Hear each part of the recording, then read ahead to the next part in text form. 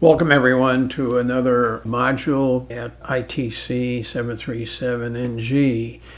In this particular module, we're going to talk about a common engine failure in flight. I want to specify that it is an engine failure, not any kind of severe damage associated with it, and it is in flight. As we continue this, I want you to note here that the engine has come back to idle. When the engine has come back to a condition of being totally spooled down, this is the indication that you're going to have on your engine instrument panel. The engine is windmilling and the other engine is operating at what power it was at, or made a slight adjustment until the auto throttle's disconnected. So it's important because on the 737 there's other procedures for an engine seizure, severe damage. In this case, it's going to be the indication that you will have on your engine instrument panel, and on your PFD, this is what you're going to see with the bank and slip indicator. Now, what's important that I want to emphasize, regardless of whether it's catastrophic or whether it is just a simple engine failure, the bank and slip skid indicator is going to react the same. You're going to have this kind of displacement. The yoke is going to have a displacement too, which we'll see in the following slides, but the displacement of that yoke is going to be like a turn to the right. You'll see the displaces to the right toward the operating engine.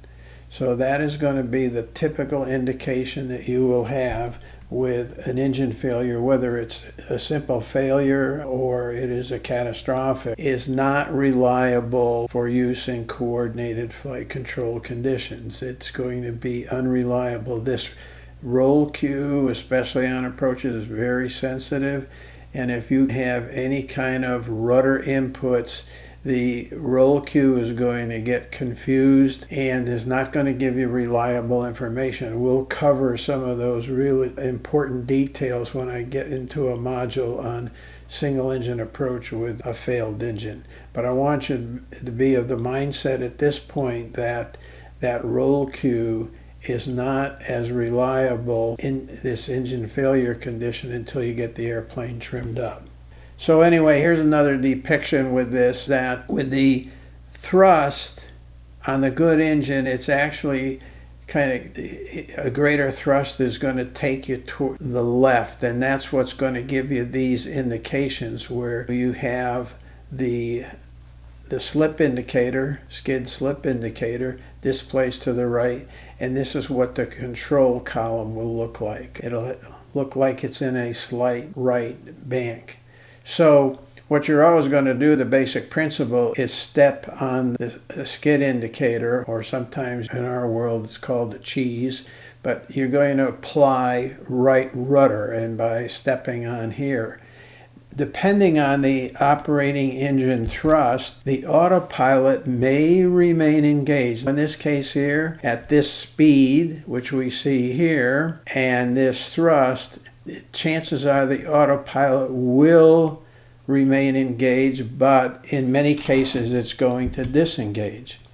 So if it doesn't remain engaged, and this is an important human factor in the real world of how we operate, confirm who's flying the aircraft. Just don't assume whoever was flying the aircraft is anticipating that they're flying the aircraft. That's pretty much a captain responsibility. Make sure that you clarify who's flying the aircraft. What you want to do if the autopilot disengages is correct that asymmetrical condition and then re-engage the autopilot. And we're going to talk about correcting that condition. So what we're going to do is tune the bank and skid indicator into a symmetrical condition, and we'll cover that on the following slides. But that's what we need to do. Now, when you use the bank and slip indicator to coordinate, you'll find that the yoke will automatically start to come back into a normal configuration. My emphasis here, versus maybe what are some other thoughts on correcting this condition is to become very aware of the bank and skid indicator and get that symmetrical, which we'll show you here in the next slides. Now, the other thing that you want to do in this situation, and it's a human factor, both pilots identify and confirm what the problem is, and then from that, call for the appropriate checklist. And as I mentioned earlier, this would be important to identify as an engine failure versus some kind of seizure, some kind of other condition where call it catastrophic, where you're going to call for a different checklist. So this is important that both pilots identify absolutely what the problem is and agree on it, and then go to the correct procedure. Now, one of the things I want to cover that you can start to get back into a symmetrical flight with the aircraft. What you're going to have to do is use the rudder trim to get back to coordinated flight. Now, the other thing you may say, I can just manually apply the rudder, and certainly you can do that. But the airplane will do better on autopilot is to really fine-tune the coordinated flight. So I'm going to highly recommend, like I have in others, is use the autopilot. Get the autopilot on and you can get to a perfect trim condition. But in order to do that, one of the first quick indications you have of how much rudder trim to use for the power setting that you presently have is to go to the operating engine fuel flow. That fuel flow that you see here is going to give you an indication of what is the appropriate rudder trim to apply on the indices of the rudder. So in this case here, with the power where the engine failed and this kind of fuel flow, you can set the rudder to 3.5 to 4 units of right rudder. And this will easily allow the autopilot to re-engage if it disengaged or remain engaged. Now, a human factor here that I just want to touch on. Who sets the trim? Now, in some cases there may be a crew or a company procedure might be to use the other pilot to set the trim. I'm not an advocate of that. I personally believe that you as the flying pilot will do a more accurate job of setting the trim, because you're feeling the yoke, you're feeling the aircraft, and just reach down to that control panel, whether you're from the right seat or the left seat. In this case here, you need to go to the right. Take the rudder trim over to the right, roughly to that 3.5 units. When you do that, what you're going to see is that the skid slip indicator is going to start to move into a coordinated alignment with the sky pointer. And that's what you're looking to do. My whole point is the fine-tuning is most easily done with the bank and slip indicator versus the yoke. And this is going to be important when you get to making approaches. Having this constantly in a trimmed condition with the sky pointer. It's the most accurate means of trimming the aircraft.